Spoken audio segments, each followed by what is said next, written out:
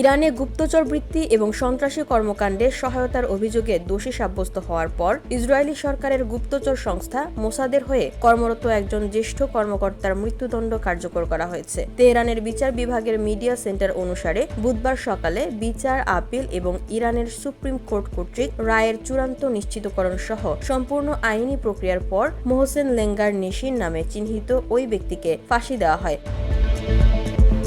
তেহরানে IRGC colonel Hasan Syed খোদাইয়ের হত্যাকাণ্ডের মতো Israeli সরকারের পক্ষে গুপ্তচর বৃত্তির কারণে তার বিরুদ্ধে মুহারেবেহ এবং পৃথিবীতে দুর্নীতির অভিযোগ আনা হয়। বিচার বিভাগের মতে ল্যাঙ্গার মেশিন 2020 সালের শেষের দিকে মোসাদের সঙ্গে কাজ শুরু করেন এবং উন্নত গুপ্তচর বৃত্তি ও অপারেশনাল প্রশিক্ষণ গ্রহণের 3 মাস পরে তার প্রথম মিশন সম্পন্ন করেন। 2 বছরেরও বেশি সময় ধরে তিনি ইরানের অভ্যন্তরে মোসাদ সংশ্লিষ্ট সন্ত্রাসী অভিযানের জন্য ব্যাপক লজিস্টিক এবং প্রযুক্তিগত সহায়তা প্রদান করেন, যার মধ্যে তেহরানের সাইয়াদ খোদাইয়ের হত্যাকাণ্ডও অন্তর্ভুক্ত ছিল।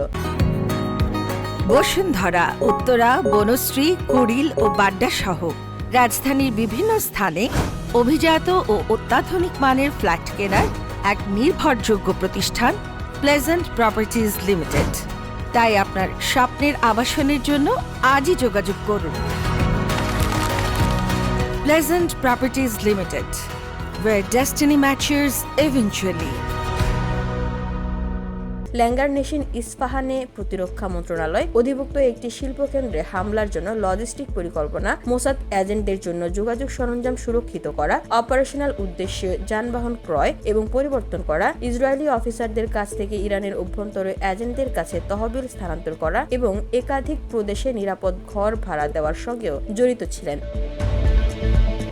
ইরানের বিচার বিভাগ বলছে, রেড উইন্ডোজ নামে পরিচিত একটি সুরক্ষিত যোগাযোগ প্ল্যাটফর্ম ব্যবহার সহ বিভিন্ন গোয়েন্দা এবং প্রযুক্তিগত প্রমাণের মাধ্যমে তার জড়িত থাকার বিষয়টি নিশ্চিত করা হয়েছে। প্রাথমিক তদন্ত এবং আদালতে উভয় সময়েই দোষী ব্যক্তি বিস্তারিতভাবে স্বীকারোক্তি দিয়েছেন। ল্যাঙ্গার নেশিন জর্জিয়া ও নেপালে মোসাদের ঊর্ধ্বতন কর্মকর্তাদের সঙ্গেও দেখা করেছিলেন এবং সরাসরি দায়িত্ব পেয়েছিলেন। গুপ্তচর বৃত্তি এবং গোপন অভিযানে উচ্চ প্রশিক্ষিত হওয়া সত্ত্বেও শেষ পর্যন্ত ইরানের গোয়েন্দা মন্ত্রণালয়ের কর্মীরা তাকে ট্র্যাক করে গ্রেপ্তার করে।